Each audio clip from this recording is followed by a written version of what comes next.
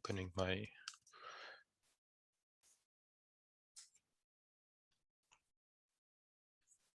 Can you see me now? Okay. Yes. Perfect. Then let's start today's webinar.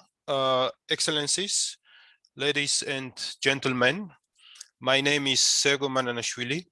I'm ICMPD's representative to the African Union, and today I will act as maître de cérémonie for the opening and closing sessions of this webinar. I would like to welcome you to the webinar called Reducing Remittances Costs, Consolidating Trends and Harnessing Gains. First of all, some technical information. Interpretation is available in French. At the bottom control bar, please press interpretation and choose the preferred language, English or French, and press mute original audio. Today's webinar is organized in the framework of the AU-EU Continent-to-Continent Migration and Mobility Dialogue, called C2CMMD. This dialogue, which is supported by the ICMPD within the EU-funded MMD program, brings together strategic stakeholders from the AU and the EU and provides a platform for political and policy dialogue, coordination, sharing on information, and experiences on key migration and mobility issues. Reducing the cost of remittances to and within Africa is among the priority areas of the C2CMMD. To this end, this webinar aims to first take stock of the past 5 years in achieving a reduction in costs between the AU and EU. Second, to showcase examples of EU-Africa remittances corridors where the reduction of costs has been successful and where not. Third, to highlight opportunities and challenges in leveraging the reduction of costs to build the resilience of beneficiaries. Fourth, to explore the increased use of digital channels. And fifth, to explore further actions and priorities. We will be hearing from 2 panels representing policymakers, operators, banks, and international organizations, which will be moderated by Ms. Juliana Olainka. However, before we move to the panel discussions, it is my pleasure to give the floor to the representatives of the African Union and the European Union for the opening remarks. Our first speaker will be Mr. Amadou Cissé, Interim Director of the African Institute for Remittances, who will be giving the opening remarks on behalf of Madame Cissé, Director of Social Development, Sport and Culture within the African Union Department for Health, Humanitarian Affairs and Social Development. Mr. Cissé, the floor is yours. Thank you so much, Sergio. Good morning, good afternoon to everybody. It depends on wherever you are following us from this world. So it's my pleasure today to welcome you all to this webinar, which is the 3rd meeting that is being organized under the C2C meeting, which stands as the Continent-to-Continent Dialogue on Migration, as it was mentioned previously by Sergio. It's my pleasure also to convey to you the greetings of the Director of the Social Affairs and Culture and Sport, who was not able to join us today, but I am very honored to represent her at this meeting. Let me also recognize our colleagues from the European Union who have been working with us, with the African Union, on so many issues, including migration and definitely remittances, with their support to the African Institute for Remittances that we have been enjoying for so long. I would like also to recognize all our experts that have worked together to prepare this meeting, and also those experts that have accepted to join us as panelists and to share with us their comments and their thoughts about this very critical issue, which is about remittances. As you all know, remittance is very key for many Africans For us, many Africans living outside the continent, most of them in Europe, some in other parts of the world, they continue to support their family back home. That support that those people receive is very critical for them to keep them out of poverty. Otherwise, it would be it also can have other beneficial benefits for the continent. As for us as institute, it has been since since the operationalization of the institute, it has been our top priority to work on the cost of remittances, to work with international organizations, to work with international partners towards the decrease, the reduction of the remittance transfer costs. As we speak, yes, we have registered a lot of progress in terms of reduction of costs of remittance, but still the cost of remittance is very high. And probably this is the reason why some of our colleagues, or some of our migrants prefer still alternative ways of sending remittances. This can be justified using bearing in mind that during the COVID, when people were not able to use such informal channels, we all witnessed in all corridors, quite all corridors in Africa, that remittance sent through the formal channel have increased. And all of our constituencies, the countries, many of them, they have recorded increase of remittances for 2020. And for 2021, the figures also show that we have an increase in the remittance that is sent through the formal channel. This should be an eye-opener for us to know that if we do not work towards the reduction of remittance costs, there will be still a lot of information about remittance that we want to be able to see. So this shows the importance once again to work on the reduction of remittance transfer costs. However, this is not the ultimate ultimate goal. Our goal is for those who receive remittance that they find themselves in a very near future not to be in need of those remittance anymore.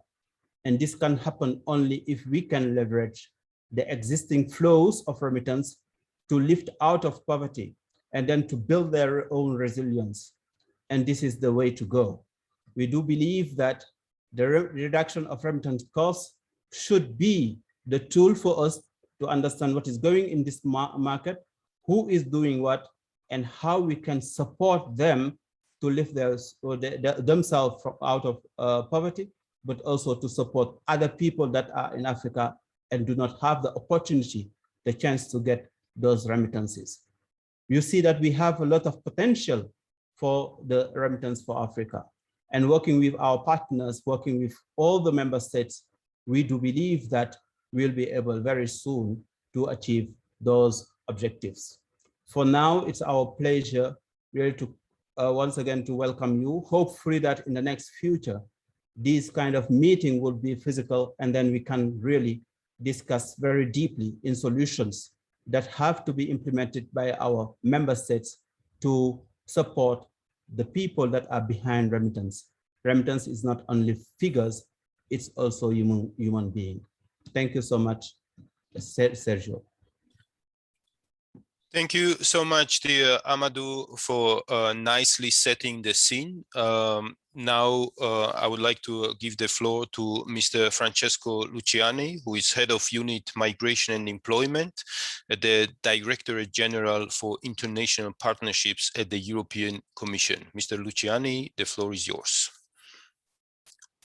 Many thanks, Mr. Mananashvili. I'm the Head of Unit Migration and Forced Displacement in the Directorate General of International Partnership. I would like to thank the African Union Commission and the African Institute for Remittances and the International Center for Migration Policy Development for organizing this discussion today within the framework of the continent-to-continent migration dialogue between the European Union and African Union. It's really a pleasure for me today to be with you just for the opening of this webinar that will be very interesting and will focus, as has been recalled, on reducing remittance costs, consolidating trends, and harnessing gains. A few words to remind where we stand, where we're coming from, and how this webinar is relevant in the context of the work we have been doing in the last years. Remittances are a priority issue, one of the several priority issues that are discussed between the European Union and African Union. They were discussed in previous events. You may remember that at the African Union, European Union Abidjan Summit in 2017, in November 2017, the summit was concluded by identifying, among other issues, several priority areas of cooperation and dialogue. Among them, there was also the reduction of the transaction cost of migrant remittances. For this reason, we organized several meetings since then to discuss the matter. The first of this meeting took place between the African Union Commission and the European Commission, took place in December 2019, and it was aimed at reflecting on effective strategies to ensure the achievement of the targets on remittances, reduction cost that have been set in the joint Valletta action plan at the end of 2015. Last year, in 2020, we also convened jointly a webinar in order to analyze the COVID-19 context, opportunity and challenges to leverage technological innovation, digitalization, and fintech solutions in relation to the reduction of the remittances cost. That webinar in 2020 on remittances proposed 6 potential actions in response to COVID-19 situation, with a view to increase resilience to remittance flows in the event of future crisis. This year, the webinar has to build on what we've done last year and to continue this perspective work that we started in 2017. The aim of the seminar is to take stock of the reduction of the cost since 2015. We need to start making up our assessment, our evaluation of the results achieved through the work, and also identifying the corridors where cost reduction was minimal, and also what kind of progress was made to better use remittances for productive development. In that context, indeed, it will be important really to identify more specifically, not generically, in which corridors indeed the progress was made and the progress needs to be made still. When it comes to the European Union as a sender of remittances, we have to start by admitting that European Union countries are sending more remittances to Asia than Africa. Nevertheless, European Union remains the largest region sending money to Africa, accounting for the 24% of the total inflows into Africa. The amount of money sent from Europe through remittances amounted up to Africa, amounted up to 17 billion euro, with 44% of them, which equals 7.5 billion, sent to sub-Saharan Africa countries, and the remaining part to North Africa. The resilience of remittances during COVID-19 was impressive, together also with its subsequent recovery. Everyone was expecting remittances to fall due to the reduction of the income of the migrants related to the economic crisis or to the impossibility to travel. On the contrary, indeed, remittances flows remains very, very high. Of course, with the discrepancies from country to country, from region to region.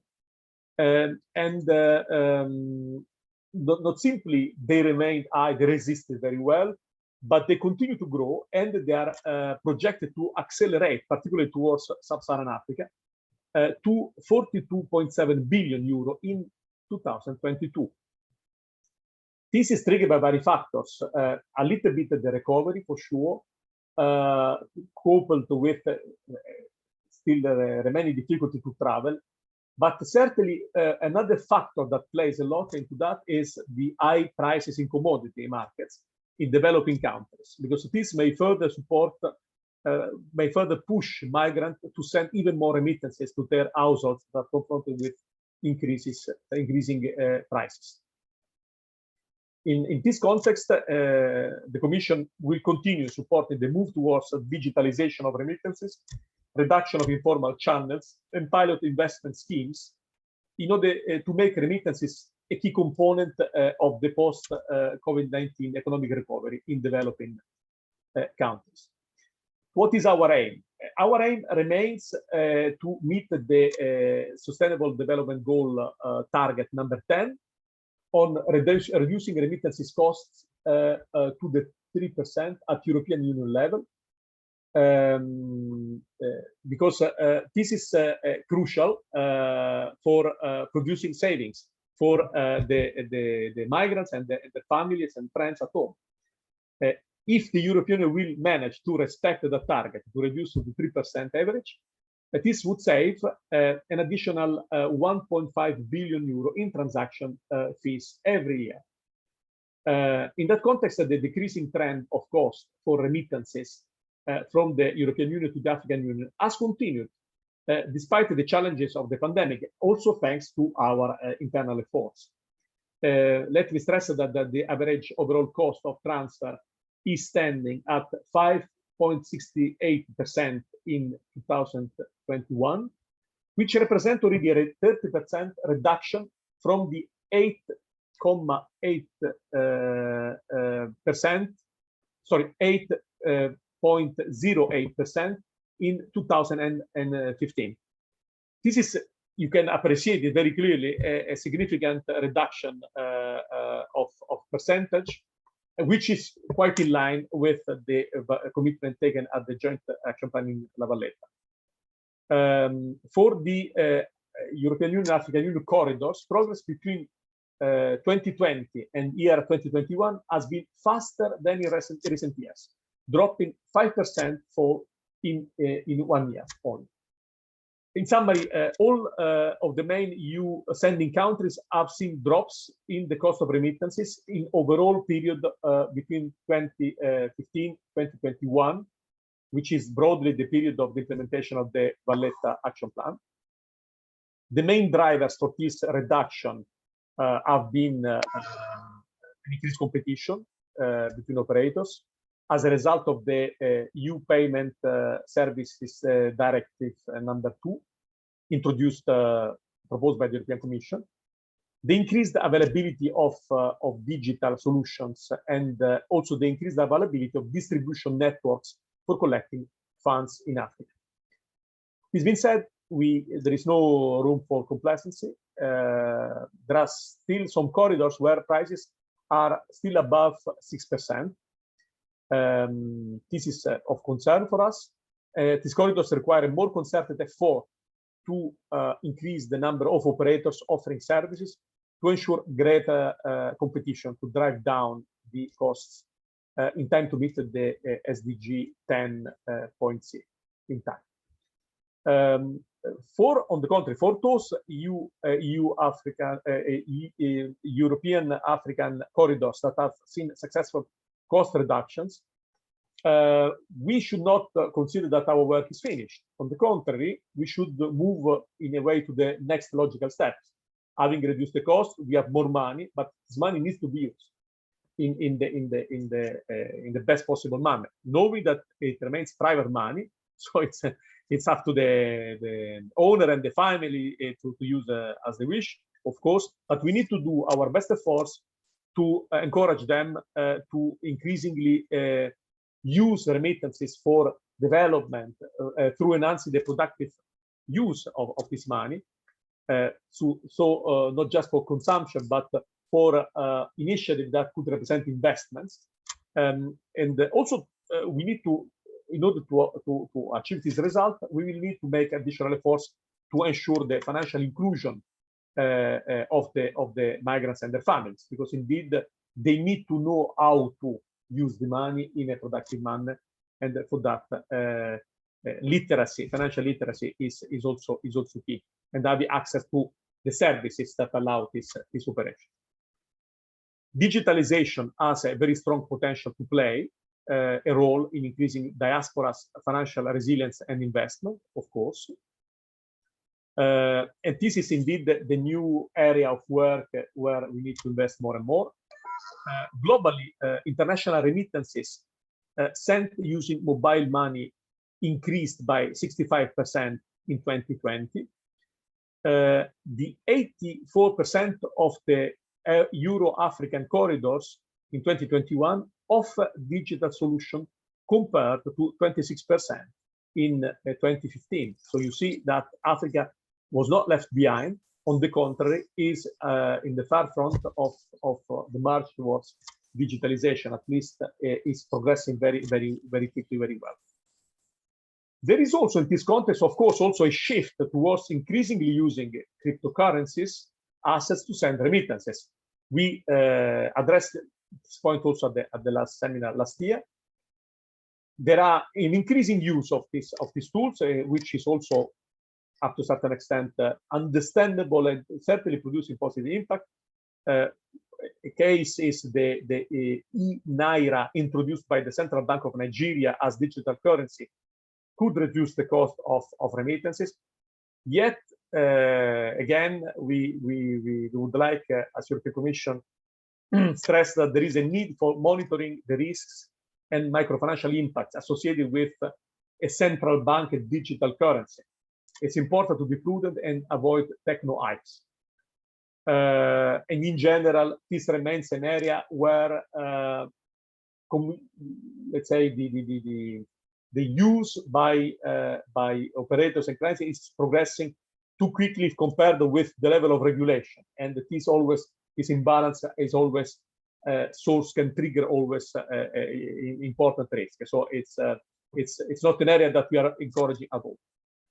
Although we understand that there is a move towards this operation, but we really need to remain prudent and to ensure a regulatory approach before we move into that. On a different topic, several African countries have established diaspora banking services or offer diaspora-specific financial products. Yet, the availability of remittance-linked financial products targeted specifically at remittance beneficiaries remains limited, and that should be encouraged. I conclude by saying simply that we have been thinking until now the progress made by since Valletta, but we have the next step, the most important step in front of us and very close to us. February 2022 will be the new African Union, European Union Summit. So we need to think of this webinar also as a key forum for making advancements on the overall remittances agenda, to prepare steps that could be validated or that could be supported by the summit. We consider the African Institute for Remittances a key partner also to advance the political agenda at regional level and to provide essential regional knowledge and services for the entire continent. I hope that this webinar with multiple stakeholders will be fruitful and help to highlight the corridors we need to focus more and to identify clear regional actions to effectively promote productive use of remittances. And that will produce results that can be brought to the attention of the political decision makers at the summit. I wish you, all of you, a fruitful discussion, and we really hope, as has been said also by my predecessor, that next time we will be able to meet all together in Europe, possibly, for the face-to-face seminar on remittances. Many thanks, and sorry for being long, and thanks for your kind attention. Thank you, dear Francesco. Normally, I'm very strict moderator, but you were giving so much interesting information that it was very interesting. Thank you. Many thanks. Many thanks to both of you, to Amadou and Francesco. And now, without any further delay, I would like to hand over to Juliana Olainka, who is a multi-award winning broadcast journalist and who will be moderating the two panels. Juliana, please. Thank you, Sergio, and thank you, Mr. Luciani and Mr. Cisse, for the very apt background you have just given us. I may have to be a little bit more strict than Sergio with time because we have two panels and we have so much to go through. As Sergio was saying, I am Juliana Olainka. I will be your moderator for this part of the agenda. I am a business correspondent working with Africa's widest reaching channels. So you can imagine both professionally and personally, this discussion means a lot to me. I've discussed it extensively over the past few years. And of course, I send lots of money home. Most of my network do across the European Union. And we are getting to a season where the remittance corridors will be very, very busy. I will be sending lots of money over the next couple of weeks. I will just go over some housekeeping rules, which I'm sure you will all be familiar with because we've been on several Zooms over the past 19 to 20 months. Please do keep your microphone muted and your video off unless you are speaking. As already explained, this webinar is being translated into French. I can see that we have a growing audience. Thank you. Please take advantage of the chat area. But if you do have a question for any member of our panel, please do write that in the Q&A box, and we will have time towards the end of the discussions to reach one of your questions. We will swiftly go into panel one. We are going to discuss 4 key areas from the background paper. Hopefully many of you will have been able to read it. This is an overview of the EU-AU remittance corridors from the period of 2015 to 2021, trends and developments that have appeared during that time, with a particular focus of trends that have occurred during the pandemic, the evolution of the remittance market operators and the adoption of digital products, and successful as well as, of course, unsuccessful strategies in specific corridors. We have 4 experts that will help us in this panel. We have Mr. Alessio Chialone, a senior advisor in the International Economics Relations Directorate at the Bank of Italy. We have Mr. Carafa Jobate from the Central Bank of Gambia. We also have Mr. Pedro de Vasconcelos, the manager of the financing facility of remittances at IFAD.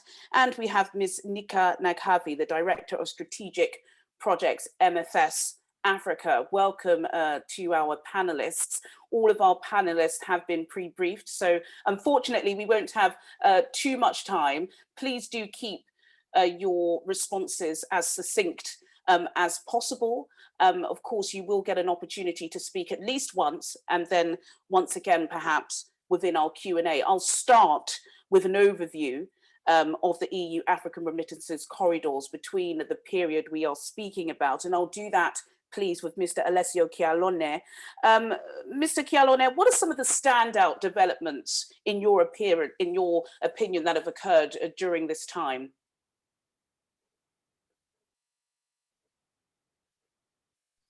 Thank you, Juliana. Thank you to the organizer for having invited me to this important event,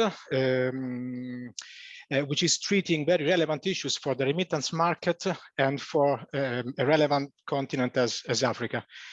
Regarding to your question, to be sincere, I've no much other to add to what Mr.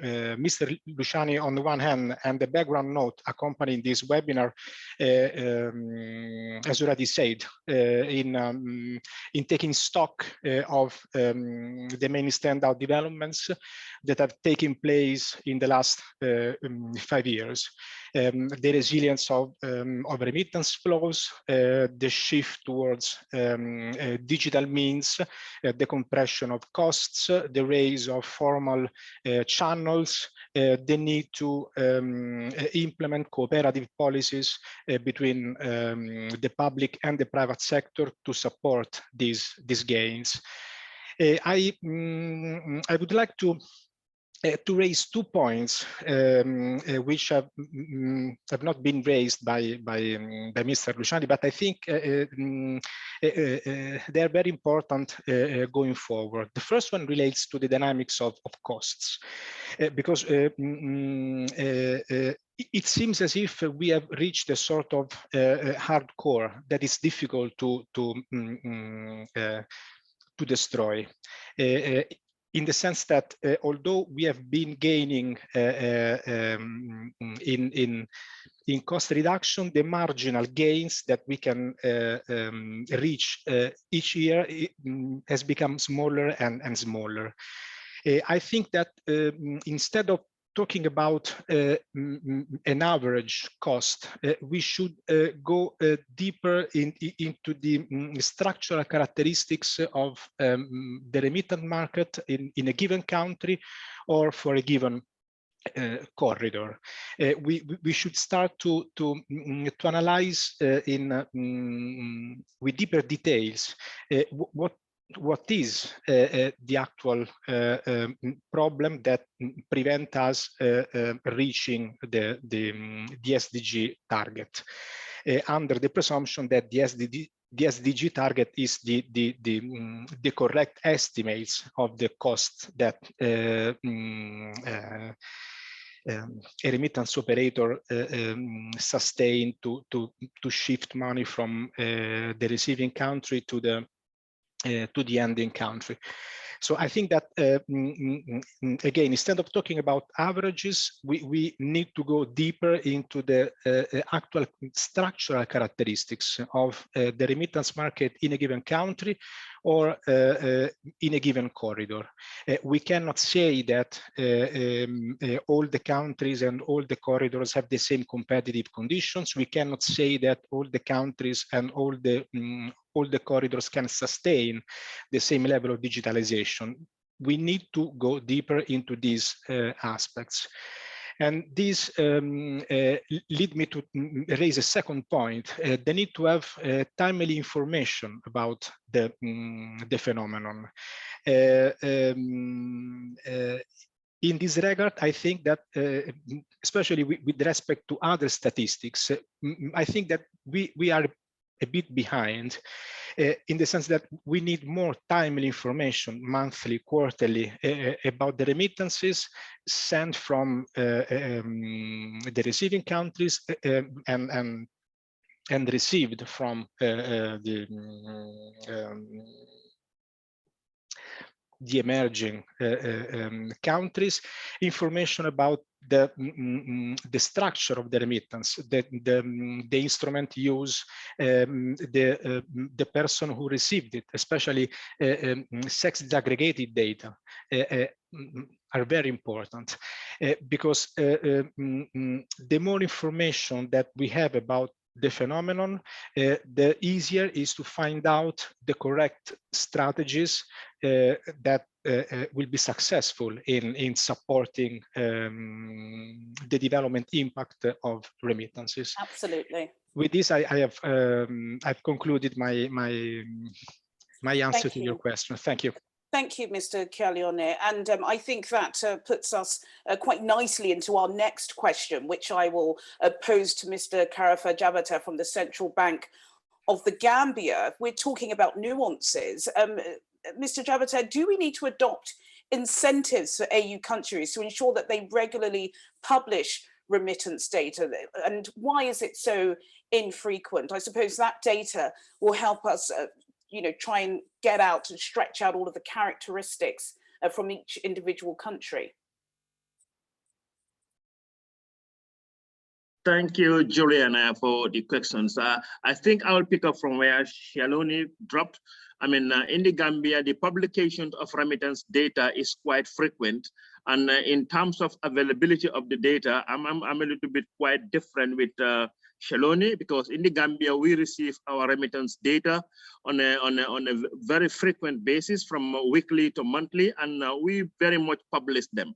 I mean, Pedro here will attest to that. I mean, almost every other month, we will publish the total remittance data for that very month and the previous periods before, to give an accumulated remittance volumes for a given period of time. And we give the underlying reasonings to that as to why they are fluctuating upwards or downwards. But to be specific, I mean, and in addition to what Saloni has said, in the Gambia, we have seen quite an improvement in the reduction of the remittance cost in terms of transfer values. But what is quite interesting is that this reduction in cost is largely driven by the competition which is happening in our market. From 2015 to date, we have moved from a number of 26 money transfer operators in 2015 to 49 in 2021. So you could see the competition is very stiff amongst them. And as a result, in some corridors, specifically in the United Kingdom, you will have any amount of funds you transfer at £1. So this is so significant in terms of the cost reduction for the Gambia. But again, the publication of this data is very frequent from the Gambian perspective. We produce monthly remittance data, quarterly remittance data, and annual remittance data. This is provided to relevant stakeholders, the IMF, the World Bank, and IFAD, mostly, as well as the Africa Institute of Remittance when they ask. Thank you. Thank you, Mr. Jabate. Let's swiftly move on to the evolution of remittance market operators and the adoption of digital products. I'm going to draw from Mr. Pedro de Vasconcelos and also Ms. Nike Naghavi for this part of our discussion. Mr. Pedro, let me start with you. All of the main EU sending countries have seen drops in the costs of remittances during the period we're discussing between 2016 and 2021. One of the main drivers is increased competition in the digital space. What can development actors do to help the private sector achieve this? Hello, thank you. Thank you for the question, and thank you for inviting me, my colleagues from ICMPD, African Union, and the EC. So it's nice to see you. And thank you, Juliana, for this question. Just 10 seconds as to know IFAD, because some of the members of this event might not know, IFAD has been working on this for now since 2005. And the reason being very simple: half of the flows of the more than $500 billion in remittances go to rural areas. So this is why we've been looking into this in ways to maximize this. In response to your questions about, what have we seen? It's difficult to answer without explaining, going on. But the market has been changing, obviously, since 2015. This is a date where the SDGs, if you remember, came out. Before that, it was just about cost of remittances and nothing else, not the development impact. I want to thank the Italian colleagues here, because they've done this twice. They put the remittances on the agenda with the cost, which was the common denominator for everybody to understand that this was important. Remittances have been there for a long time prior to this. No one cared. Only when the cost issue that was accessible in understanding came about, and again, thanks for the colleagues that are in the G8 to put the cost of 5x5, it put it on the agenda. It allows us to discuss. That's why it went to an SDG, and that was a positive. The negative side is it's just an indicator. The UN SDGs are not the same SDGs of the remittance families. For them, it's just a cost. They don't. Their objective in life is not to reduce the cost of remittances, is to make sure that they can buy the food, send the kids to school for education. It empowers women. It addresses their needs of the effects of climate on their daily lives that push them to migrate. All the other SDGs, this is what remittances is for. So reducing the cost is something nice, and for us, it's just an indicator. So I think that we need to look into that. But if you think about the reduction of cost when we monitor and we see that the market actually is going into that direction, we're very satisfied in a way. It might go faster, yes. We've been doing this now we've been saying this for a decade. it should go much faster. But there's not a strike of a pen that can change that. A strike of a pen is necessary, but it will not reduce cost. It is not just putting a website on information that will do the trick. I often call this scrub effect, which is taking stock of cost, but also taking the credit for the benefit. We need that, but we shouldn't stop there. At IFAD, and thanks for the collaboration and the support of the European Commission on this, we took stock of everything we've done for a long time and try to see what are all the ingredients that are necessary. And I think this answers your question. You need to address the data gap. Data is indeed crucial, and is crucial to ensure that the market, there is competition. We're not looking at perfect competition, but you do have monopolies, oligopolies in there. And why so many different costs? Well, the answer is right there. You have one country, several corridors, different pricing. How come? Because it is a corridor thing. It's the conditions on both the sending and the receiving side that will determine that cost. You might have competition between Ghana or the Gambia and Germany, and not competition at all between Gambia and an X country. You will see a difference in pricing. Why not? I would. So this is important to include. The enabling environment, I think it was alluded to, is key. The competition will increase if there's more room to be innovative. If it's just about cash to cash, MTOs have done a very good job and they will continue to do a very good job. Now digital is coming in. It's creating a sales space. You can aggregate a lot of things to digital. That means other financial services. You send money home, but I'm sure, Juliana, that you might see that in some of your relatives or friends, the access to finance, savings, credit, insurance, it's something that you wish it could, because this could be another tool for resilience, and therefore take weight from the importance of remittances for resilience, for survival. And once you have all that, capacity from the remitters, the migrants, the recipients to adopt these new, for instance, new services. And this all together, I think, are all the ingredients that are needed. If you just do one, you're contributing, but you cannot take credit. Thank you, Pedro. You've answered 4 questions in one for me, which is perfect. And I think you set up panel 2 nicely, which we'll be getting to in the next 10 or 15 minutes. I've got to go to Nika Naghavi here. Nika, I would like you to pick up from where Pedro started on the evolution of the digital market space. But I do want to touch on these UN SDG goals. They've set a target for remittance transfer costs to reach 3%. It currently stands at 5.68%, as previously mentioned by Mr. Luciani from the EU, of course. The global figure is 6.30%, but still significantly higher. Is this target realistic? And if so, when and how is it likely to be achieved? Thank you so much for inviting me. And let me just maybe pick up from where Pedro left off. So first of all, reducing cost is not an end. It's a means to an end or many ends. So it's an enabler for many other basically development goals. Affordable digital remittances contribute to many other goals, such as financial inclusion, economic growth, job creation, great food security, agricultural production, women's economic empowerment, and health protection. And I think Pedro didn't talk about the role of development sector. I don't know whether you want me to talk about that, but I can more focus on how realistic it is to reach those goals.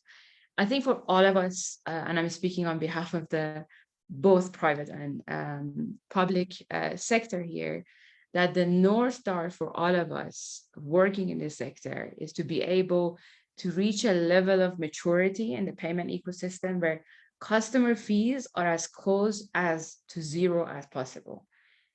If it's anything less, I think we shouldn't be here. I mean, this is what drives us at MFS Africa and makes us wake up in the morning. We want to make payments as simple as making a phone call, because none of us today on this panel or even some of our audience have struggled to reach each other via phones today. And we believe the same simple principles should be applied to cross-border remittances and payments.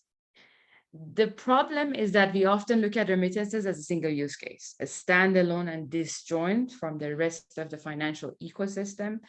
And then it becomes a game of squeezing margins for from every transactions.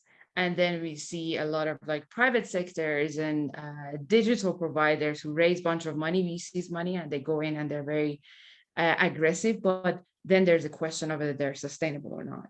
So fundamentally, we need to change the way we look at remittances and shift to view these flows as an instrument for driving financial inclusion and enabling access to more ecosystem transactions and advanced use cases like Pedro mentioned, the loans, insurance, investments, etc. Why is this important? Because then we will be having different conversations and focusing on efforts on designing and driving use cases that go beyond remittances and are more appealing to the underserved customers, and also making our offering as a whole more commercially suitable as well. What I mean by this is moving away from customer fees and creating adjacent revenue streams. If you think about it, in the telco world today, majority of the revenue comes from data and not the cost of making a phone call. And we need to make sure that this shift happens in the remittances space as well. The other thing that I think is key for achieving the SDG 10C, we should also move away from market prioritization strategies that are dominating the industry. And what I mean here is that everyone is highly focused on bigger markets. Everyone is interested in Nigerias and Egypts of this world and Africa, and not many are interested in smaller markets in like Gambia, Liberia, Sierra Leone. So to achieve scale and reach SDG 10C targets, we need a shift in mentality and market prioritization as well. So in a nutshell, in my view, it is achievable if we change how we approach the problem statement. And if we implement a more cohesive, cooperative approach. A lot of problems that we hear is on regulation. And we know that the brick and mortar MTOs or banks and legacy providers, they're very close to regulators. But where the development sector, I think, has to really fill a gap is to create awareness on digital and fintech and telcos and mobile money providers and how they operate, and also how hub model, for instance, the likes of us operate, how these transactions are safeguarded, they're safe and secure, and how the flows of funds into the country works. So this visibility and creating that awareness around the broader development goals of remittances and also how the model works is key. And I don't see an issue for all of us achieving this goal together, as long as we look at the problem statement a bit differently. Thank you. Nika, thank you. Thank you so much. And thank you. Very important that you mentioned women and developing their outcomes as well. Very apt, important point. I want to throw one more question out to our panel, and this is open to either of you. It's a very important part. As outlined in the background paper, Ghana witnessed a 5% increase in remittance flows during the pandemic. Informal channels were much harder to use, though we know people always find a way to get money in the back pocket. How can countries ensure that the use of digital channels can be sustained now that the world is emerging? We only have a couple of more minutes. Whoever wants to take that on, please do. Can you repeat that again, please, Oleinka? Yes, we know that during the lockdowns, it was very difficult for individuals to take money home in their suitcase or in their wallet. And of course, digital channels were used more extensively during that time. How can we ensure that the use of digital channels are sustained now that borders are open? Well, in our situation, I think what needs to continue is to keep the cost in that avenue as reasonable as possible, because otherwise the remittance individuals will be enticed to go back to the informal way of seeing Pedro going to Banjul, giving him your €1,000 to carry it to Banjul, where he will get a better price. But if the cost is as low as possible, the remitter will, or the diaspora Gambian will not bother to walk to the airport, Rosin, to catch Pedro, who is also going to Banjul. So that is an avenue which we need to enhance, that we need to walk towards the SDG of the 3%. And as Nika says, yes, it is not the end, but it is a means to the end. So certainly if we improve on that, I believe it can be sustained. Because take a case of the Gambia, we have seen since the pandemic, the remittance has increased about 65%.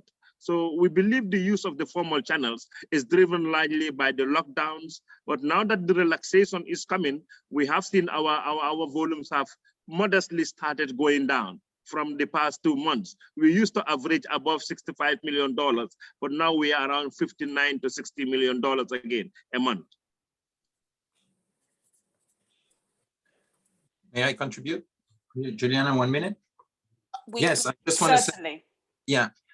Maybe I would like to, this is a unified personal opinion, but digitalization of remittances is here to stay. The mindset effect that we always try to curb is trying to change the habits of migrants and their families. And you can show a lot of benefits, but that will not happen because once it is convenient and then so on, that's it. So something really needs to happen, either extremely good marketing, either, unfortunately, crisis that would allow for this to happen. This is one of the good sides, if I say, of this terrible pandemic, is that it pushed people to think otherwise in order to support their loved ones, to achieve their mission. And here was to send money home. So they were open to digitalization. Digitalization is here to stay. I think we reach a critical mass, 65% increase, but the amount itself, it's still low. But it is enough. It's enough now to have an effect, I think, on the senders and remitters to continue. This is where it's crucial now, the linkage with the SDGs. Remittances is I believe it should be treated as a full development item by itself. Why? Because it spurs change that benefits so many other development agendas, be it on financial inclusion. Remitters and their families are the first ones that are excluded and can come in into the financial sector, and with them take a trend. Digitalization is going to go very far because I think migrants and their families are going to adopt it, and their ecosystem they will push. So this is, I think, the good news about digitalization, that it's here to stay, and we need to still push more to it to ensure that there's more benefits beyond just the remittance families. Over. Thank you. Digitalization is here to say. I think we've got our first big trend out of this webinar. Was that to you, Mr. Kialone? Yes. Yes. If you could just take one more moment, just one more minute. Yes. Yeah. Okay. I agree with Pedro's view. But I think that it is necessary to prevent digitalization to become a form of exclusion. I mean, only those migrants who are digitally agile and financially included can have access to digital means. What about the others? So strategies to increase financial inclusion, to increase financial education, strategies to prevent that the risk related to digitalization can create problems. I refer to cybercrime and all this stuff. I think it is important also to take into account all these different aspects, because it is easy to say digitalization is there to say. It's important to find a strategy where digitalization goes along with other policies that makes digitalization actually work. Thank you. Thank you. Thank you, Mr. Kialone, Bank of Italy, Mr. Carafa Jabates, Central Bank of Gambia, Mr. Pedro de Vasconcelos, Manager of the Financing Facility for Remittances at IFAD, and Ms. Nika Naghavi, Director of Strategic Projects, MFS Africa. Thank you all so much. You've raised some really important topics. I know we have audience members who would like to pose some questions. Unfortunately, we're unable to give you the floor, but please do take advantage of the Q&A section. I can assure you we will put some time aside so that you can pose these questions to our panelists. Thank you so much. We are now swiftly moving on to our second panel. We are going to discuss another 4 key messages from our background paper.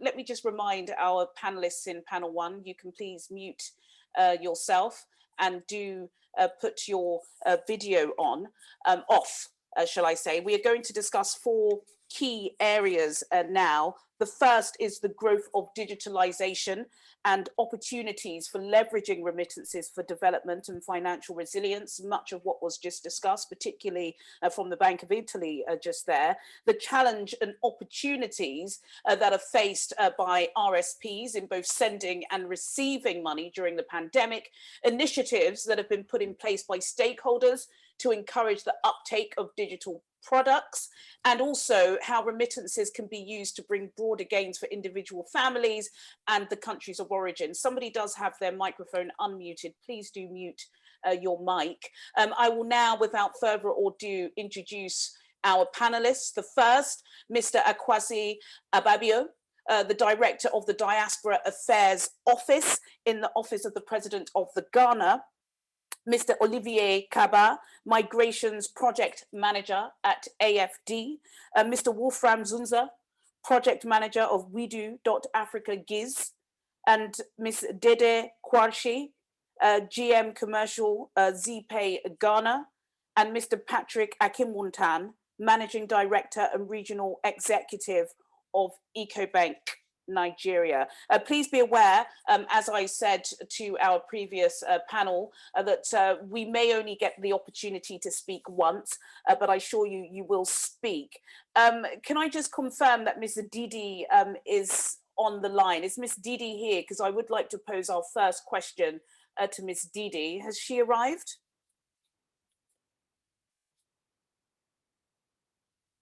I think I will perhaps go straight to Mr. Olivier Kaba at the AFD. I would like to ask you, Olivier, now the Western Union has committed to enabling 300 million people to be digitally connected through mobile wallets. This is all outlined in the background paper. MTN has committed to financially include 100 million people and 2 million small and medium enterprises, both by 2025. Are you encouraged by private sector initiatives such as these? And can you please share some of the experiences of AFD in leveraging remittances? Thank you, Olivier. Oui. Bonjour, je vous remercie d'abord pour cette invitation et donc je parle au nom de l'Agence française de développement. Nous sommes une agence de développement et donc notre travail, c'est effectivement d'améliorer les conditions de vie des populations dans les pays d'origine et c'est parce que nous avons cet objectif commun avec les diasporas qui transfèrent de l'argent en direction des pays d'origine, que nous travaillons sur cette question des transferts d'argent. Donc, la question que vous me posez, c'est est-ce que effectivement les initiatives prises par le secteur privé nous encouragent? Eh bien, nous sommes déjà encouragés par la première initiative qui est celle des diasporas elles-mêmes. Nous travaillons depuis une dizaine d'années avec la société civile de la diaspora, les associations pour toutes leurs actions solidaires dans leur pays d'origine. Donc, construire des centres de santé, construire des écoles, etc. Et nous accompagnons déjà ces diasporas dans ces initiatives privées. Avec les transferts de fonds, effectivement, c'est des entreprises privées de transfert qui s'engagent de différentes tailles. Et je pense que nous sommes encouragés à construire ce partenariat public-privé pour améliorer le service aux diasporas. Donc ça nous encourage complètement et nous-mêmes, nous avons mis vraiment l'AFD les pieds dans le plat, si je peux me permettre. Alors en accompagnant des initiatives privées de petite taille, c'est-à-dire des opérateurs fintech, des startups, qui sont des fois portées elles-mêmes par des personnes de la diaspora, qui connaissent donc bien ces besoins, qui sont des jeunes, souvent de deuxième génération, des enfants de la diaspora, qui montent leur start-up sur des idées de transfert d'argent et j'en entendais parler tout à l'heure, de services qui s'ajoutent aux services de transfert. Donc, des services de livraison de denrées alimentaires jusqu'aux services d'assurance, de rapatriement de corps, enfin, tous les besoins que rencontrent les diasporas et qui s'ajoutent à la question du transfert d'argent. Donc oui, notre initiative AFD, elle vise à se rapprocher plus de ces initiatives privées et d'autant plus qu'elles sont souvent portées par les diasporas elles-mêmes ou par des acteurs bien impliqués dans les pays d'origine, mais aussi d'agir sur l'autre côté, sur la dimension plus institutionnelle, et j'en entendais aussi parler tout à l'heure par le premier panel, sur la question de la réglementation. Donc, comment associer les acteurs privés au débat institutionnel sur l'amélioration des réglementations, parce qu'effectivement, ce qui est compliqué pour ces acteurs privés du transfert d'argent, c'est d'être à cheval sur des réglementations bancaires qui concernent les pays d'envoi et des réglementations qui concernent les pays de réception. Donc, c'est la double peine, en quelque sorte, sur cette question de réglementation. Donc voilà, toutes ces initiatives privées nous encouragent, nous, institutions, à travailler encore plus de manière resserrée, publique, privée. Et aussi, je trouve que toute cette dimension aussi du numérique, des start-upers, nous oblige aussi à réenvisager nos modalités d'intervention et d'être sans doute plus agiles, plus à l'écoute des utilisateurs et nous impacte plus largement aussi dans notre pratique d'agence de développement, voilà, un peu plus, plus numérique, plus agile, plus en mode start-up. Et je trouve que c'est un vent frais aussi dans nos actions de développeurs. Voilà un peu quelques points que je voulais soulever. Je vous remercie.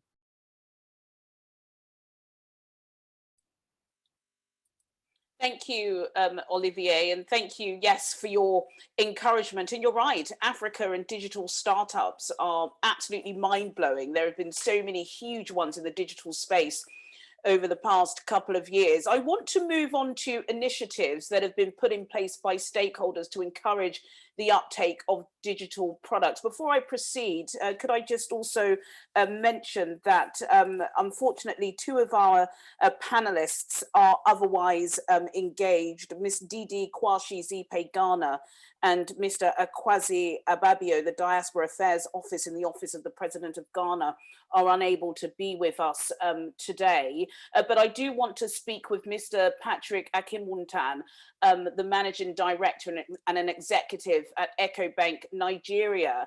Mr. Akinwuntan, Mr. Luciani at the top before I started speaking was referring to diaspora banking. Now several AU countries have established a diaspora banking service. Kenya's Equity Bank's Diaspora Self-Service Portal is one of them, and it includes the ability to send remittances, buy and sell stocks and shares, and purchase insurance for themselves and their families. I know EcoBank offers something very similar. Should this become the norm across the continent, and what will it take to get there? Over to you, Mr. Akin. Thank you, Julia. Thank you, Juliana. I hope you can hear me very well. Yes, we can. Okay. Thank you. Yes, diaspora banking is the way to go, but I would dare to expand it a bit. So we all keep talking of remittances. We think we should change the narrative if we are going to address the core problem. Perhaps we should be talking of Africa diaspora investment. Because when you look at it as investments being made in Africa by Africans that are in diaspora, perhaps the narrative will change. It's not just a product. We're talking of a number of Africans in diaspora that are creating wealth globally. And at the same time, Africa as a continent is being challenged to access sustainable investment funds. And Africans in diaspora would like to see Africa properly developed. So for us in EcoBank, we would like to move the narration to Africa diaspora investments. And in that, when people are making investments, they can do basic banking, they can do remittance. And so the starting point for us is that change. Second is democratize access. Historically, focus has been on the receiver in Africa. How do you get distribution to the last mile? So you see all the big remittance MTOs and MTOs investing in distribution of network across Africa. What we've done in EcoBank is actually bring access at the sending end. So for instance, in Europe, we actually registered a licensed diaspora remittance business called Rapid Transfer International in Europe. And with that, we're able to onboard Africans directly or through our Rapid Transfer app. You're able to actually onboard to be able to do whatever banking you want to do back home across our 33 countries where we operate and are licensed banks in Africa. That therefore enables us to expand what is the purpose. So we're beginning to see purpose move just from subsistence living, stipend sending to sustainable investments. So for instance, in the mortgage industry, most of Africans in diaspora desire to own properties back home, and there is the opportunity for realtors here in Africa to focus on providing comparable housing to Africans in diaspora. So we see that channel supporting the real estate industry. There is also what you call local county investment needs. Most Africans in diaspora relate within their home county associations. So you have societies of Yorubas in the US, Yorubas in Europe. So you have for the Ashanti, you have for the various groups within Africa. Those areas require certain infrastructure, and providing this platform where you can actually onboard properly for proper banking services, KYC is done, and all that, leveraging digital in a very convenient manner, then you're able to participate in those infrastructure programs back home. You look at basic, what you call financial inclusion, supporting the family. The fact of the matter is that we know, particularly for the female gender, that receiving stipends is not really what they need. They just need the assurance that when they need credit, they can access credit. And a lot of people that send in money, let's say $50 a month, it's probably better to put $500 as a guarantee for that tailor, that small scale trader, that artisan to actually approach the bank and take a $500 loan, which is backed by that fund provided by the benefactor, but ready to operate within typical commercial terms so that they can grow their wealth themselves. Most of us in Africa are very proud people. We like to take delight in, I worked for my money. I don't want somebody to tell me tomorrow, you are this because I was sending you money every month. Put a bulk amount, match the capital. EcoBank also matches the financial framework to enable you actually do your business. So when you look at the final aspect that I'll talk to, you look at what is cost. Once you start to look at it as investment, then the cost of moving the funds will change from trying to just aid a stipend. We believe firmly that the 0 to 3% is fully achievable. Actually, on our own app, our prices are between 0 to 3%, and it is very sustainable because it is money that is then retained in the economic system. Nigeria receives close to $32 billion in remittances every year. It compares with all the money from crude oil. Channeled as an official Africa diaspora investment, various countries will sit up, and the European Union, our partners internationally, will see the value that this focus brings to the sustainable development goals. Thank you, Juliana. Mr. Akinwuntan, thank you so much. Clearly, EcoBank are providing some wonderful initiatives. The only issue is, which I believe Mr. Chialone from the Bank of Italy raised, is that large swathes of Africa remain unbanked, or they don't have access to these digital services. I want to bring Mr. Wolfram Zunzer from GIZ in on this point.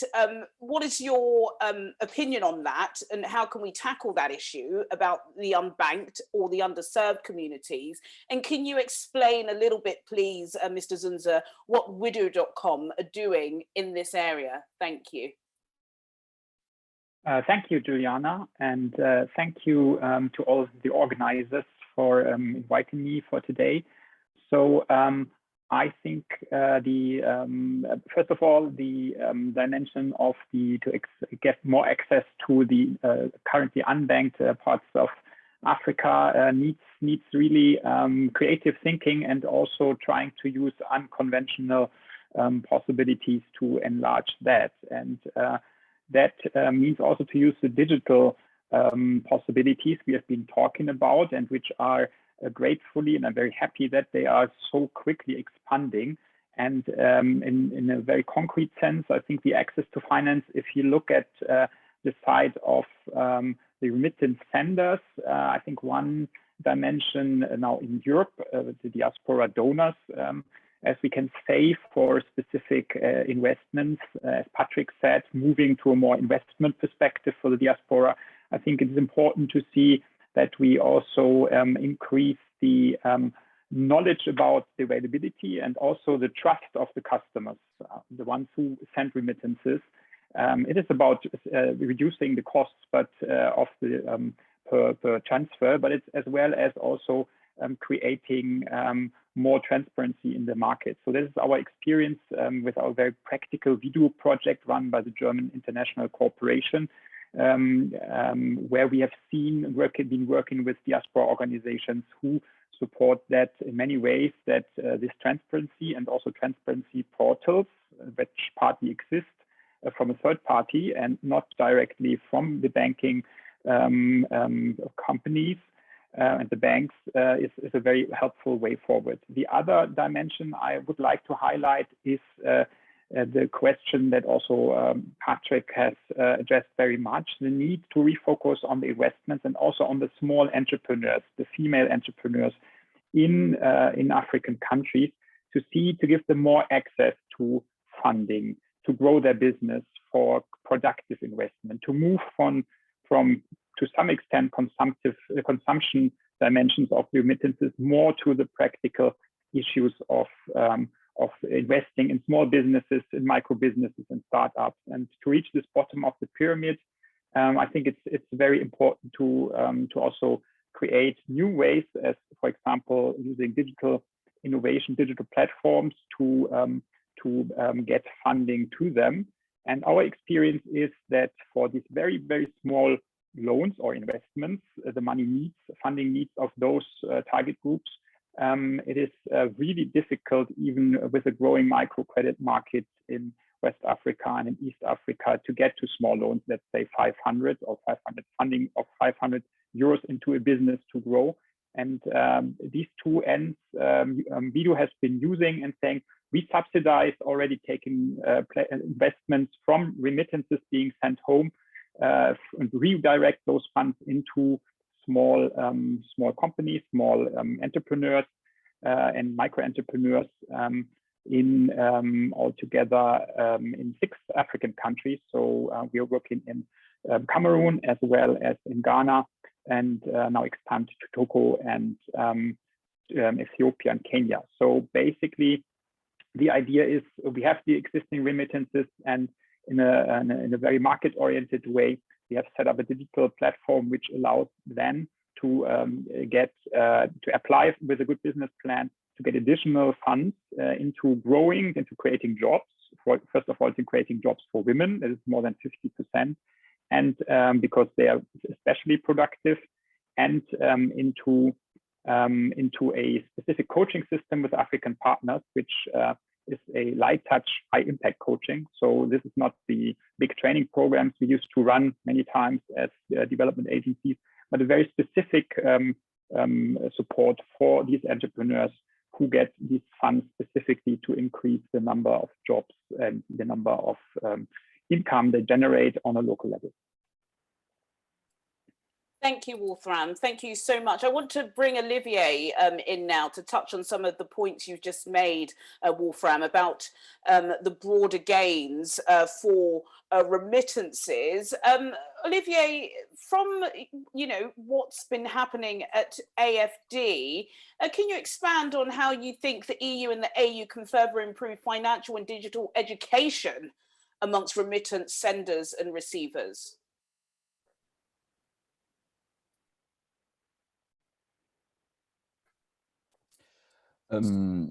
Oui, je pense que tout le monde doit être mis à contribution pour l'accès aux offres, en fait. Nous-mêmes, je peux en parler aussi un petit peu de l'expérience française, puisqu'on a des corridors vers l'Afrique du Nord, le Maroc ou la Tunisie, ou vers le Sénégal, le Mali, qui sont bien identifiés, quoi, ces corridors de transfert francophones, quoi.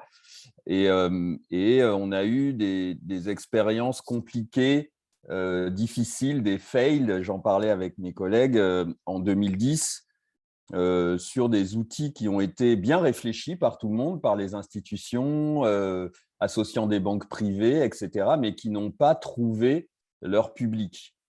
Donc, plusieurs, je pense, hypothèses derrière ça. Soit, effectivement, les offres ne sont pas compétitives, soit l'information passe mal. Et puis là, aujourd'hui, avec les outils numériques aussi, les utilisateurs ne sont pas équipés ou ne maîtrisent pas l'outil.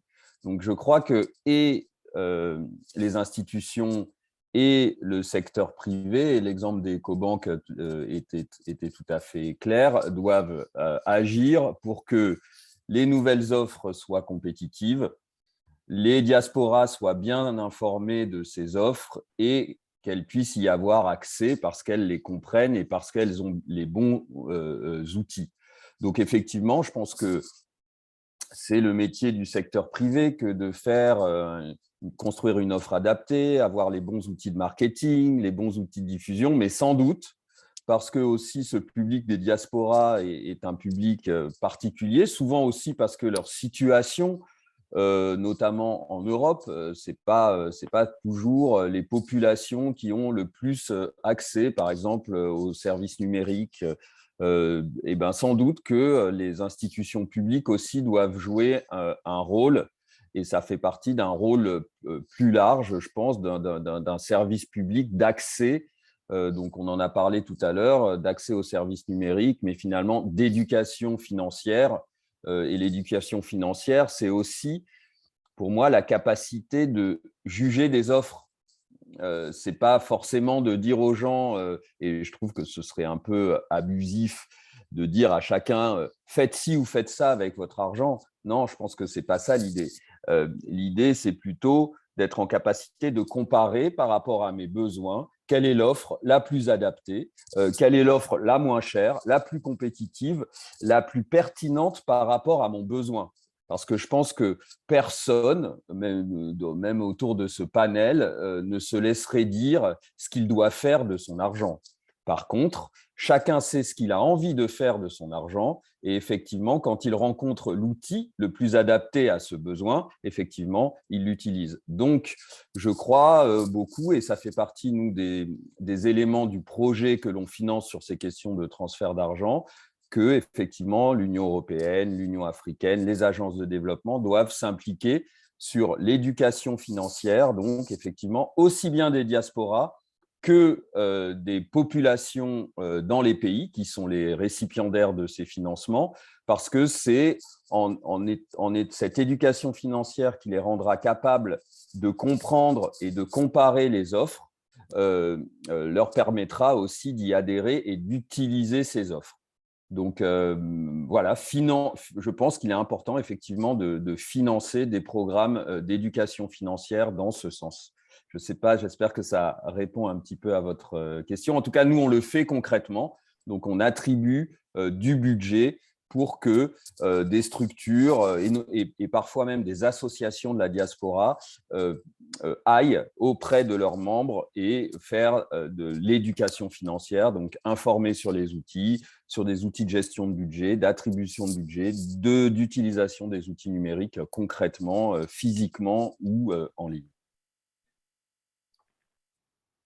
Thank you, Olivier. I think Patrick agreed with your topic, speaking about the nuances involved when it comes to trying to put in place some of these initiatives in Africa. You can't really tell people what to do with their money. They need to have the choice of what to do. I want to come back to you, Mr. Akinwuntan, and pick up on a topic that was mentioned in the opening remarks, the e-Naira. The e-Naira was launched in Nigeria a couple of months ago. Mr. Luciani believes that this could potentially help with alleviating some of these costs that we're discussing today. Wallet, can you tell us a little bit about this launch from your expert perspective?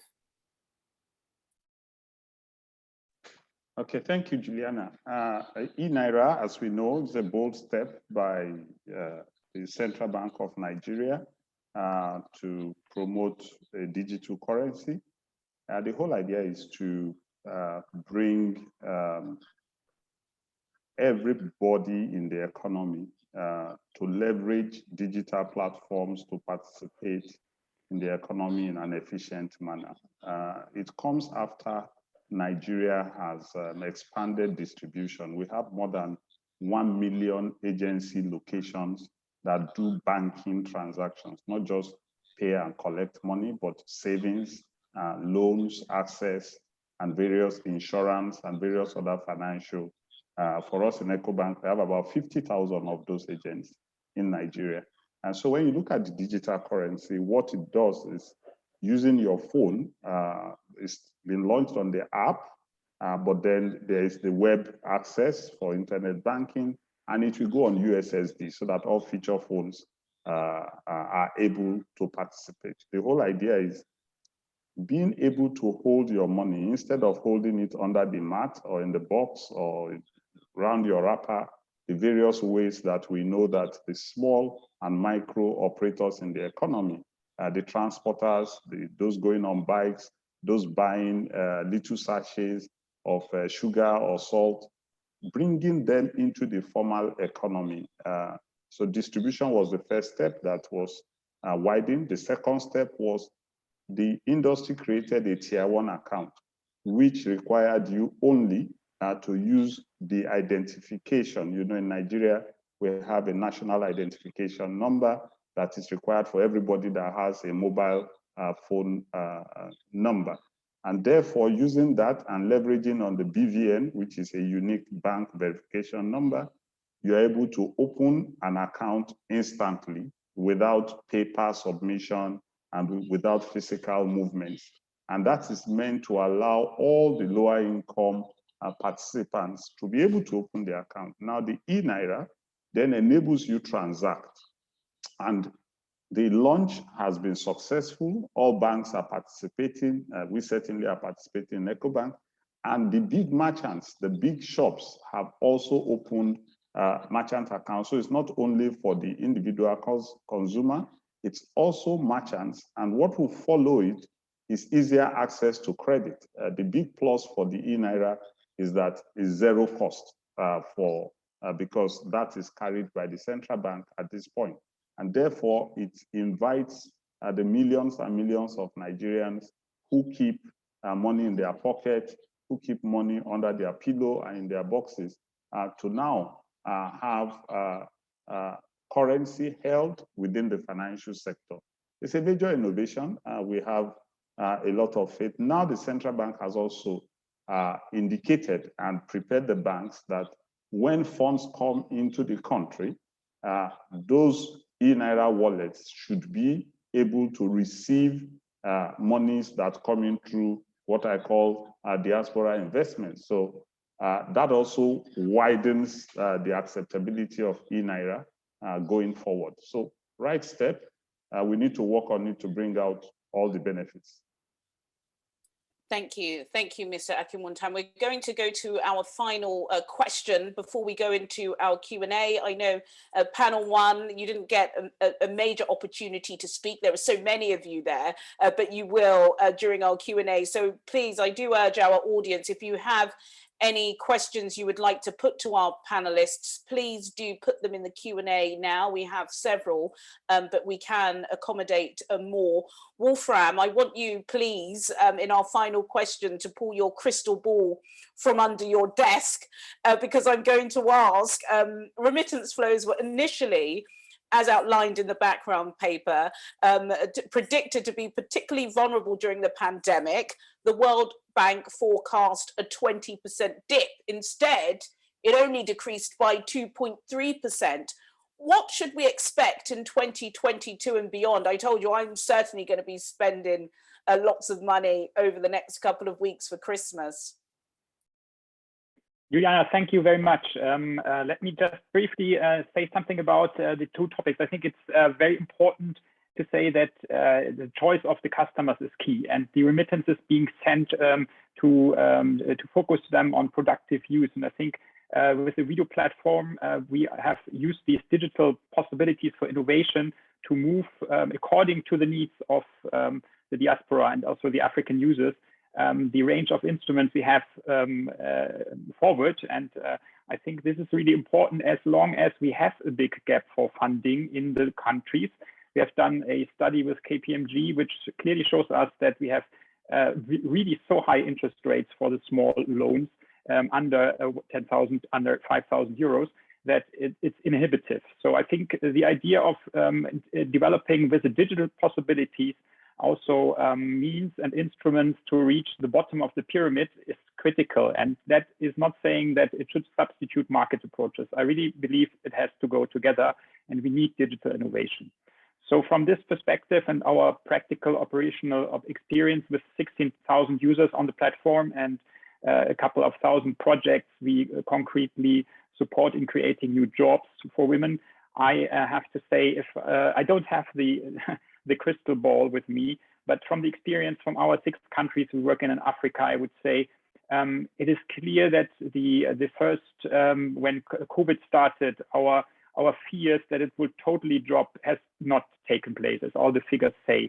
And I have to say, I still believe that that we rather see an increase. From my experience in the field, times of crisis and times of conflicts, what we, for example, witness now at the Horn of Africa, are not necessarily leading to a drop of those numbers.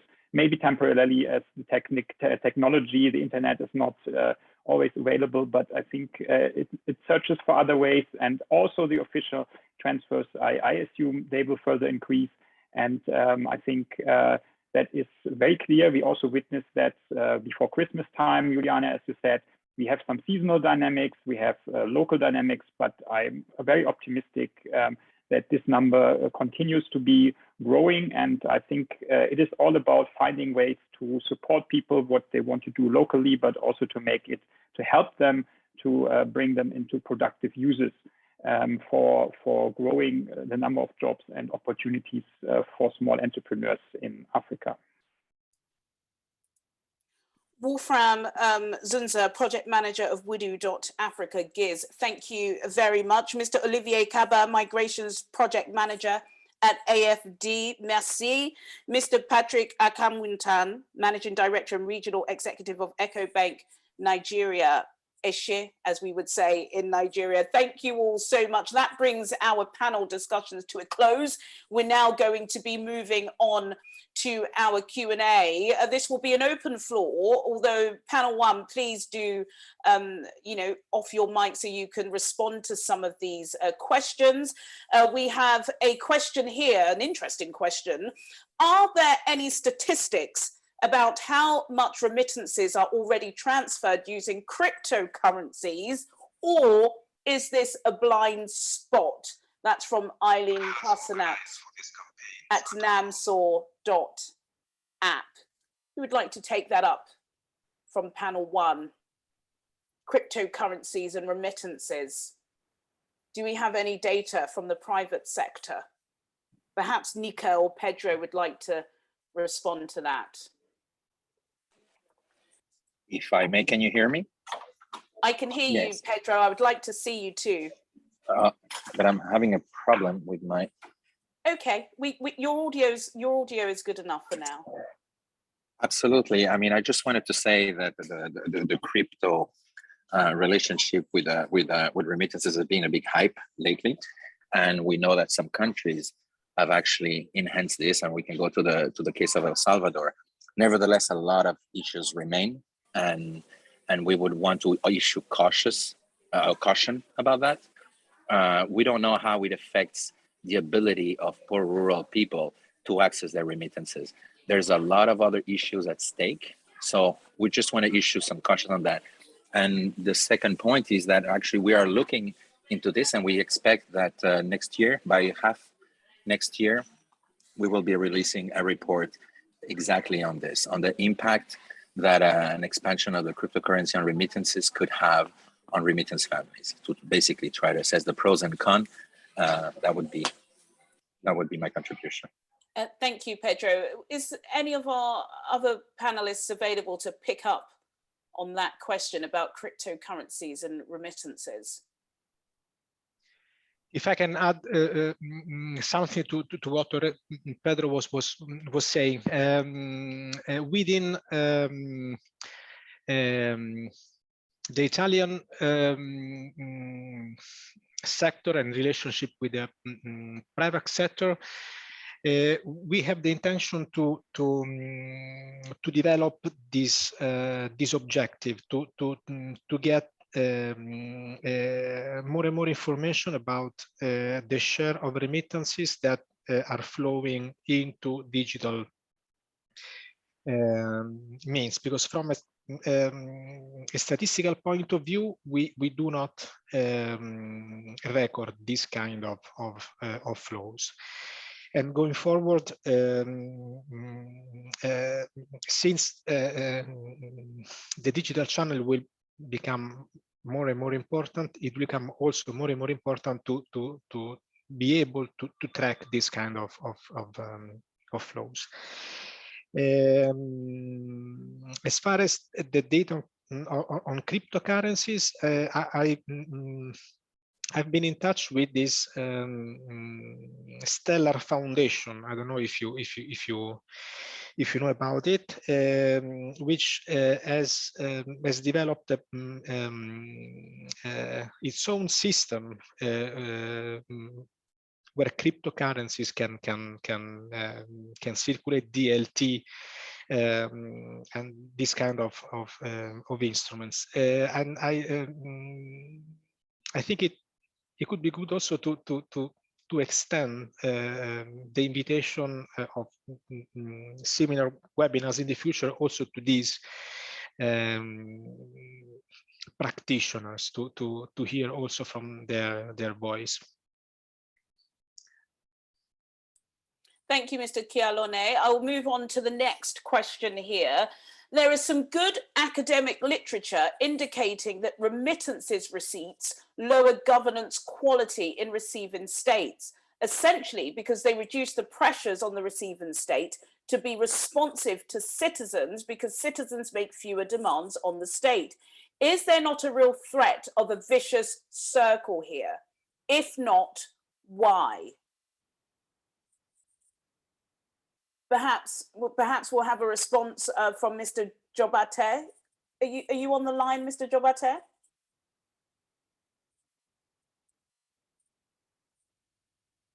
Let me repeat that question. There is some good academic literature indicating that remittances receipts lower governance quality in receiving states. Basically, you know, the diaspora are the welfare state, aren't they? They are assisting the government.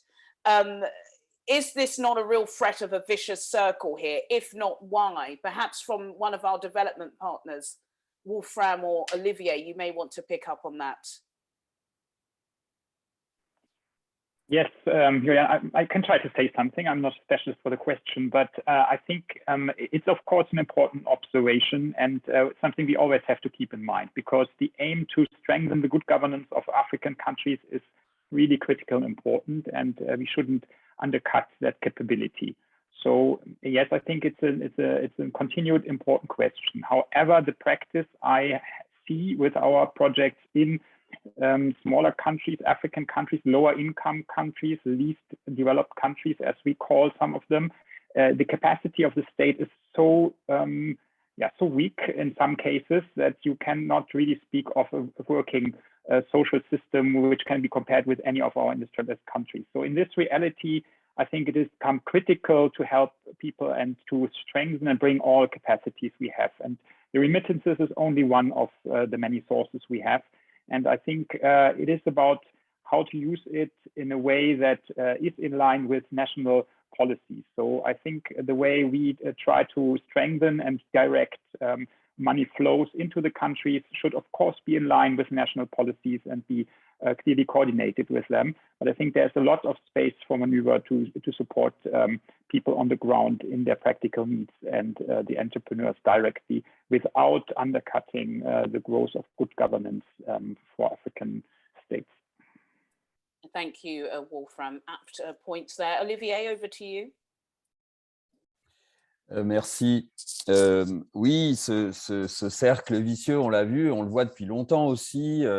Par exemple, nous, on travaille dans la région de Caille avec les associations de la diaspora, de gens qui sont venus en France depuis les années 70. Et souvent, on dit au Mali, dans cette région, la région de Caille, le long du fleuve Sénégal, que l'État malien a moins investi parce que depuis 30 ans, 40 ans, les diasporas pallient aux besoins sociaux des populations. Donc, cette question, elle est là depuis longtemps. Et justement, le cœur de notre travail, c'est que la discussion et la collaboration entre l'État national, mais aussi avec les collectivités territoriales, les régions, les communes, ce lien entre les diasporas, leur implication et les institutions nationales soient plus forts. Donc, c'est là le cœur de notre travail. Et nous, justement, on met un peu d'argent dans ces rouages pour rapprocher justement la politique publique des investissements des diasporas. Mais je dirais aussi que le cercle dont vous parlez, il va aussi plus loin. C'est-à-dire que on voit que les diasporas n'ont pas forcément envoyé moins d'argent pendant la période Covid, ou alors on a mieux compté, ou on a compté plus l'argent formel pendant cette période Covid, parce qu'effectivement, il y a peut-être des envois informels qui ont pris d'autres circuits plus formels du fait qu'on pouvait plus se déplacer. Donc moi, je me demande si aussi il n'y a pas cette hypothèse-là. Mais en tout cas, ce qui est clair, c'est que tout ça aussi, ça doit être vu aussi sous l'angle des politiques de mobilité internationale. Et je pense que ça nous questionne aussi, nous, pays européens.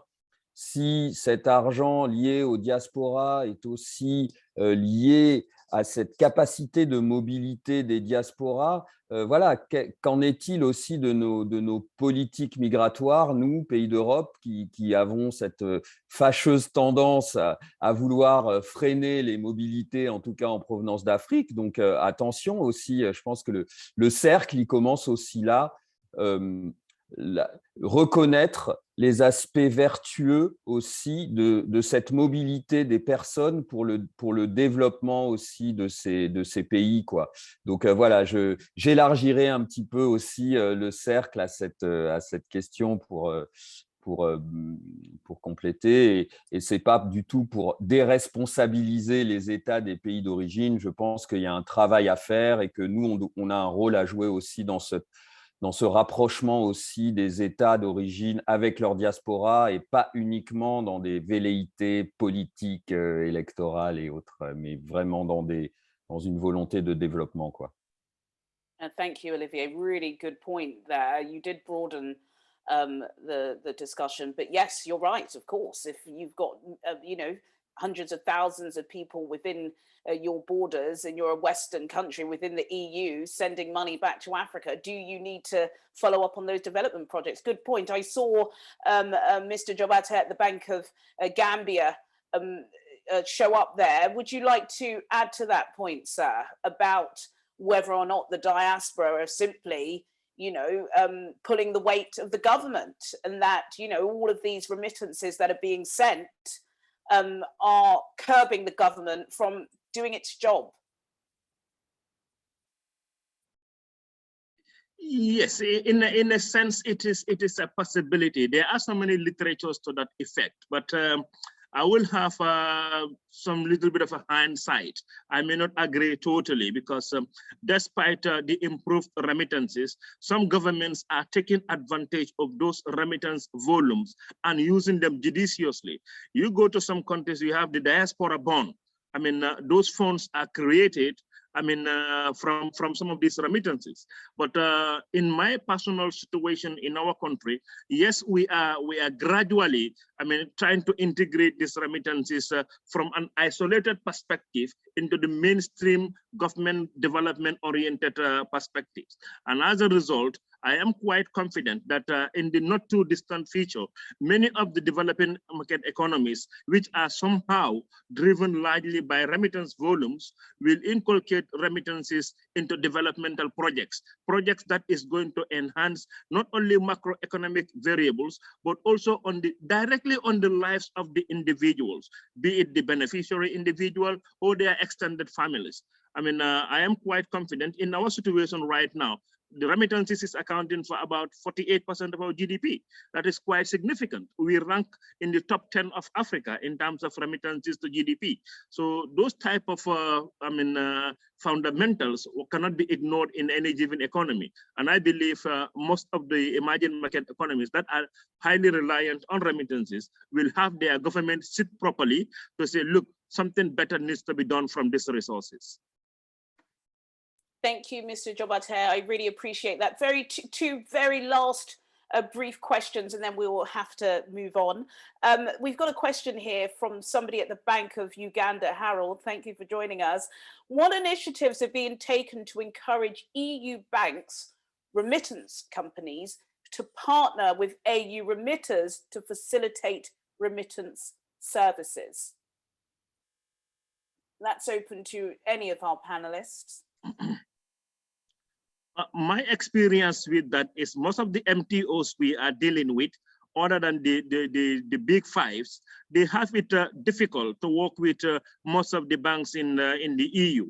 I mean, most of them will have to use some dependent smaller ones, I mean, to get their remittances through. And this has created some level of bottlenecks. And they will tell you, using those smaller ones to go through the bigger ones and get your remittances back to Africa, the charges are high. And as a result, you as a remittance company, you have no cost, no other way out, but somehow to pass that cost to the diaspora guys sending the money back home. So that as well is not making remittance charges to go down as fast as we will appreciate. Thank you, Mr. Jobate. Mr. Akinwuntan, I can see your video is on, so you get this last question if you don't mind. There is more and more evidence that the informal market is growing despite lowering costs of the formal market. While on the individual level, there is also more evidence, although we can't substantiate this, that receivers are actively trying not to work through banks. That is, there is often resistance to be the unbanked to being banked. Any thoughts on this? Thank you, Juliana. That's why I did start by saying that we need to change the narration to Africa diaspora investment. The historic perception or situation where the thought of remittance is cash and carry, you do cash in, cash out, has given rise to that situation where you just cash out the money and it remains in the informal sector. We're seeing a gradual, if you pick in Nigeria, the central bank approved that banks automatically open a bank account for remittances that come in. And if you want to withdraw it in cash, you're actually withdrawing it from your account. Since we started that about 8 months ago, we've seen a much significant retention of those funds within the banking industry. And gradually over time, particularly with e-Naira also coming in, and as we expand the cost of the financial support that keeping those funds within the banking sector provides to the end users, you would see a major growth in the level of formal sector impact. Thank you. Thank you, Mr. Akinwuntan. Any final thoughts from any of our panelists? Any final thoughts before I hand back over? Thank you, Juliana. I would reiterate, Africans in diaspora are contributing significantly to the global economy. We need to move from seeing this as stipend business to the participation of Africa within the global economy. That not just trade, but we're talking of intellectual value of Africans in diaspora. That needs to be highlighted, and it changes the narrative. Thank you. Thank you. And Pedro, your final thought before we go to Olivia and then we close. Yes, I just wanted to second, I think, what my colleague just said. At the end of the day, I think what migrants need is more options, not only to send, but to invest. And in order for them to do that and offset the disadvantages of the formal sector, they need to be overwhelmed with advantages. We've seen this 30 years ago with commercial banks in the EU. We've seen this in North America banks that actually increase their client base by taking migrants, by banking them. And this trickled down to their families back home. So it's, in a way, it's simple, but it's a mindset change that is required. Thank you. Thank you, Pedro. Thank you for that. And thanks for showing your video. We'll take Olivier and then we'll take you, Mr. Jobate. Oui, je voulais insister aussi sur l'idée que les diasporas aussi changent et les nouvelles générations des diasporas en Europe, et par exemple, j'en fais partie, ce ne sont pas des gens qui sont nés en Afrique ou qui sont partis d'Afrique, ce sont des gens qui sont nés en Europe, on est des Européens. Donc, je veux dire aussi que, et ce n'est pas pour ça qu'on est moins diaspora, mais je veux dire aussi que c'est ça aussi le gros changement générationnel. Donc, on doit aussi être attentif au fait que le monde aussi change rapidement, les générations se succèdent et donc on a un avis aussi, nouvelle génération de la diaspora, bien précis sur ces technologies, l'utilisation de ces envois, etc. Et sur aussi la nature du lien qu'on veut maintenir avec le pays d'origine de nos parents. Et je pense que c'est quelque chose qui va très rapidement aussi avoir un impact fort sur notre travail, quoi.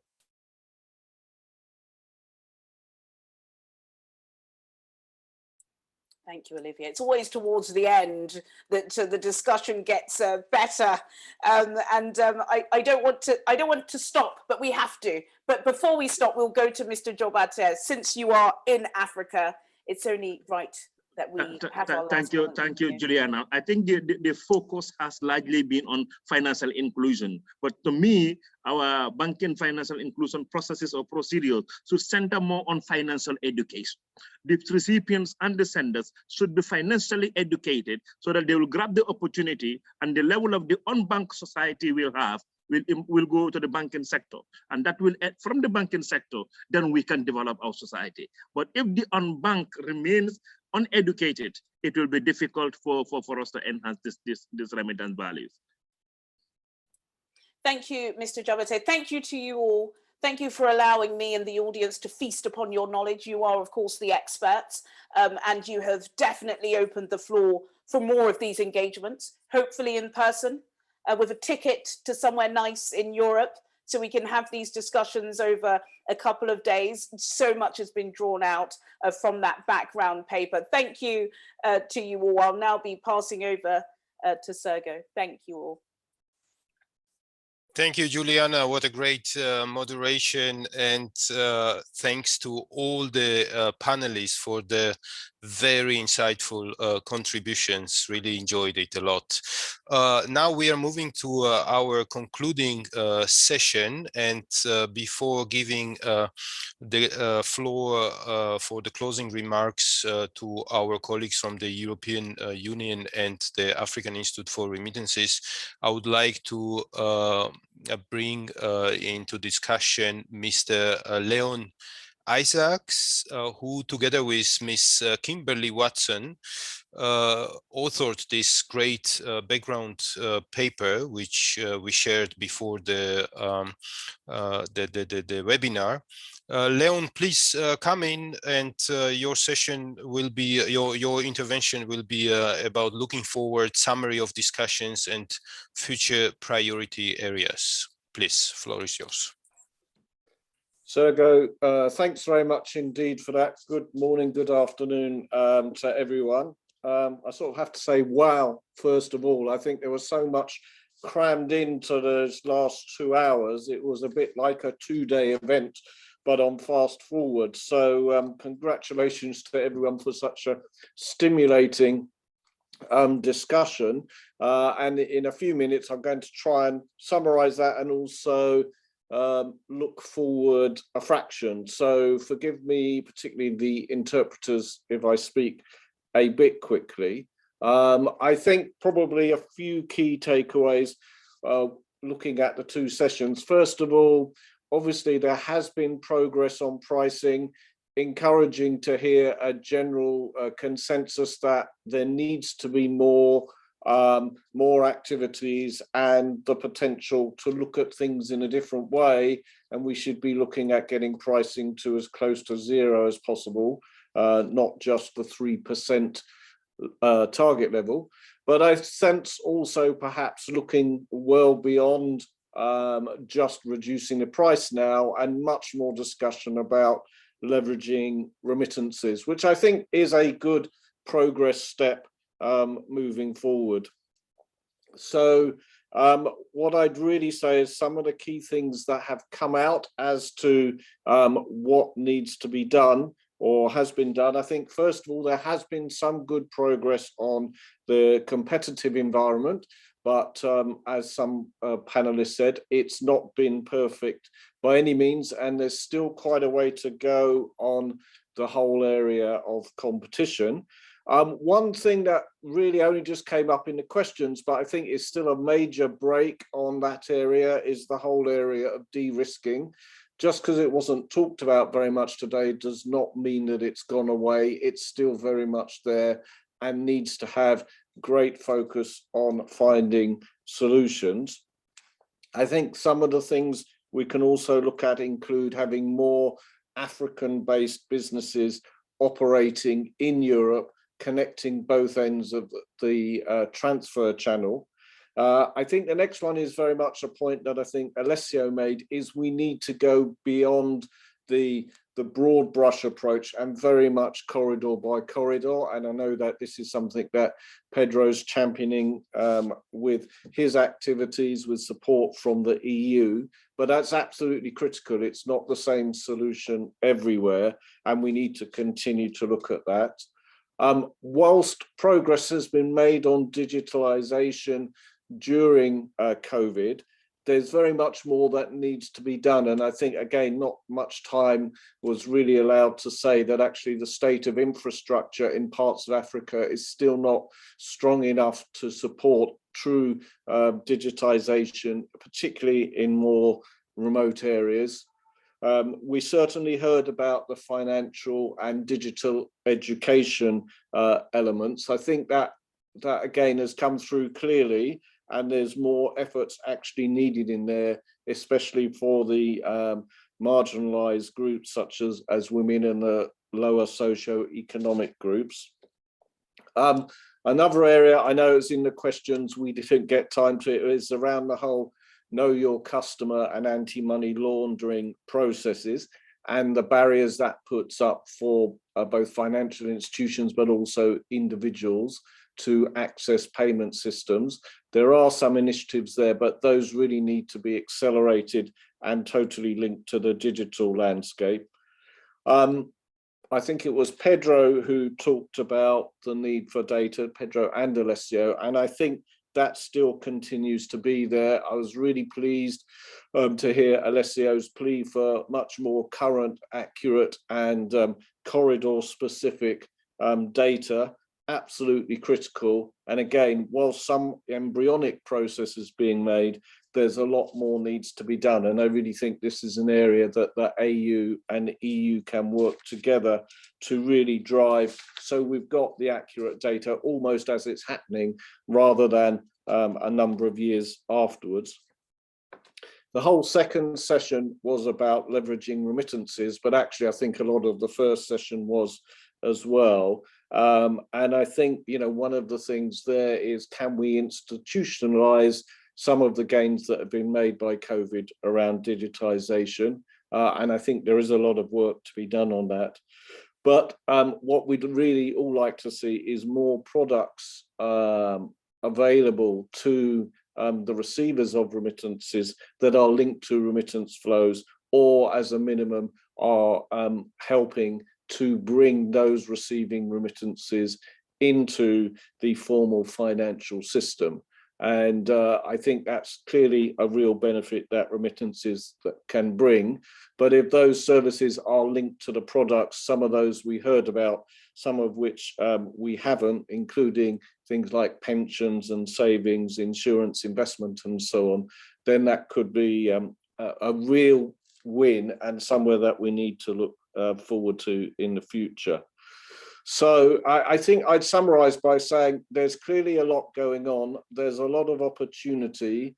Digitization is key, but actually leveraging remittances ultimately to help the people who are receiving the money to improve their lives and access mainstream financial services is clearly the longer term goal we're working to, but something now that I think there's a need to accelerate and devise real solutions.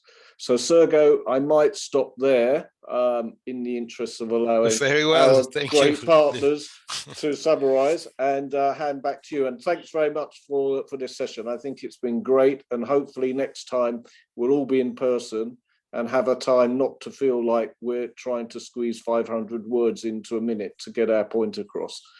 Indeed, we very much hope that next meeting will be in presence, so somewhere either in Africa or in Europe. Thank you, Leon. Thanks a lot. If I may add here, because Patrick mentioned diaspora investments, the diaspora investment mobilization, and in the framework of the continent-to-continent dialogue on migration and mobility, we have recently started working on an assessment regarding how to operationalize one of the African Union legacy projects, which is Diaspora Investment Marketplace. So just for your information.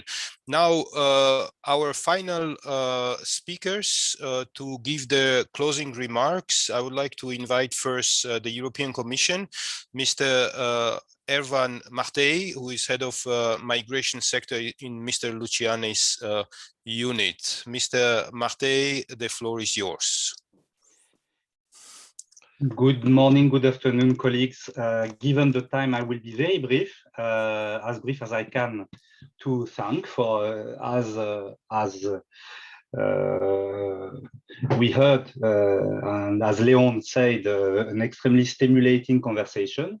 So thank you very much to all of you for all the presentation, for the lively debate, for Juliana for our moderation as well. Many thanks to the African Institute on Remittances for having co-created this webinar, and very many thanks to ICMPD as well, and to the African Union Commission. So I think it clearly shows that, coming from different angles, our respective mandates, functions, when we join forces, we can really have an impact. And I think I would like to again echo this message of satisfaction with what we have seen recently in terms of reduction of the cost, pricing. That's a very good news. And I wish to underline that, seen from an institutional perspective, between us, EU, and our African Union friends. It's also very important because it means that the target set in 2015 in La Valletta summit has been largely met. So it's a very good news. It's also good news because like this, certain number of good practices that have worked can be used elsewhere. So very positive. This being said, I would like to take a few other points. One is indeed a first conclusion that we have. I can only echo what has been said on the importance of better qualitative data and the fact that we need to monitor more corridors. That's clear. Only 30 corridors or so are monitored. It's not enough. We have to do more. On our side, on the EU side, it's important because several EU member states are not subject to corridors that are reaching these member states are not monitored, even though we know that there are communities of migrants there, sometimes significant, and we should monitor also those corridors. That's really important. In that sense, AR has a pivotal role to play to support the African Union countries on surveys for receiving households and for the survey for the monitoring of the channels and the uses.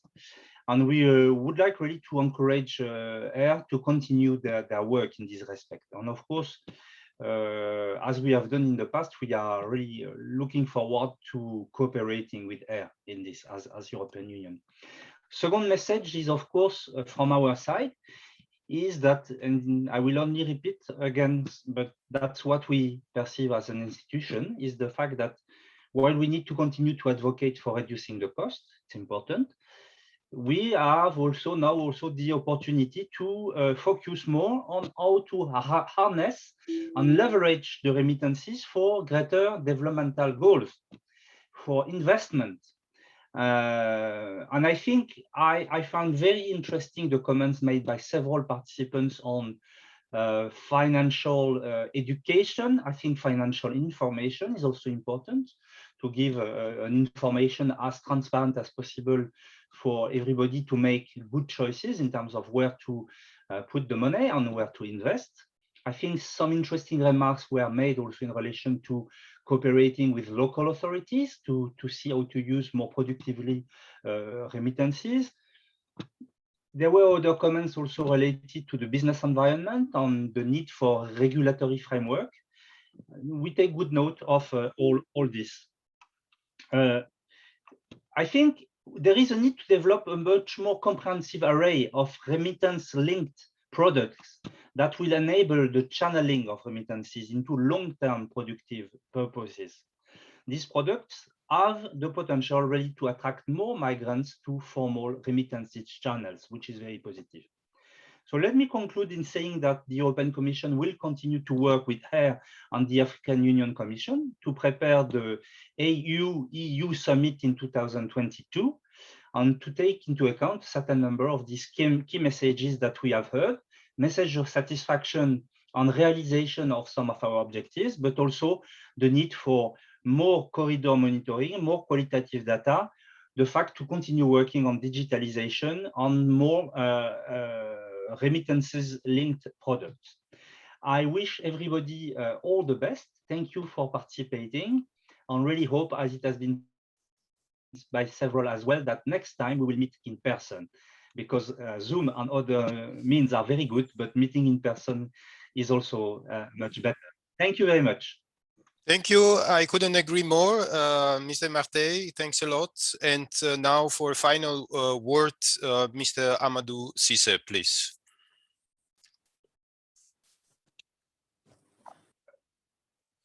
Thank you. Thank you. Hello, can you hear me? I had to change the system. Yes, Amadou, we can hear you. Okay, thank you. I had challenges with the other one. All good. So thank you so much for your to all the panelists, and also thank you so much to all the participants here to this webinar. This was, as I mentioned from the beginning, it was the third time that we are having this webinar. Two of them under this COVID period era, and so online. and we hopefully that we'll be able to meet physically next time. By the meantime, we have a very important agenda, because we have seen that we have made progress on remittances, on the cost, on the reduction of remittance costs. It's not in all corridors, but we have seen that that is happening in some corridors. It's time for us, it is our priority at the Institute to move to the next step, which is now to try to get more, to have these remittances more impactful. In those corridors where we have very low costs, let's move to the next step to leverage remittances to make sure that the impact of remittance on those who receive it and all in the country are much more important. This doesn't take us out of our usual our objective of reducing the cost of remittances. All those corridors where we are witnessing very high costs, we have to still continue working on them while working on the others. And this is an appeal that we would be able to work with all the partners on these two areas for the years to come. By the meantime that we are preparing for the AU-EU summit, we commit to collaborate with the European Commission, with our colleagues of the European Commission in delivering together on this agenda that was assigned to both of us by our head of states. With these words, I would like to thank all the participants to this. I would like to thank our partner in this, the ICMPD. I would like to thank the European Commission, and then looking forward to meeting again next time. Thank you so much. Thank you, dear Amadou. I would like to join you in thanking all the relevant stakeholders, our speakers, our moderator, our authors of the excellent report, Leon and Kimberly Watson. I would also like to thank my ICMPD colleagues, Monica Zanette and Sarah Landstrom, who have worked hard to make this event successful. And I would also like to thank those personally who have been working in the background. Again, from the European Commission, Mr. Ron Hendricks, from the African Union Commission, Mr. Hailu Kinfe, Mr. Jacopo Viciani, special thanks, and again, big thanks to Mr. Amadou Cissé. As regards the follow-up, or just to share the information we have received now, request that the paper could be shared. We will revise a bit the paper, the background paper, based on the input today, and it will be circulated together with the recording of this very interesting and insightful webinar. So with this, I would like to thank you all again. Wish you those based in Europe bon appétit, and great afternoon to everyone. Thanks a lot. Goodbye.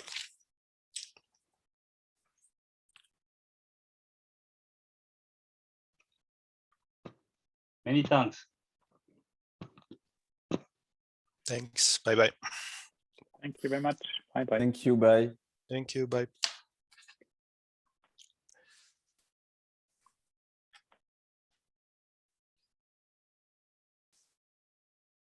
Okay, Victor Charles Migaret. It was more a lecture room next door.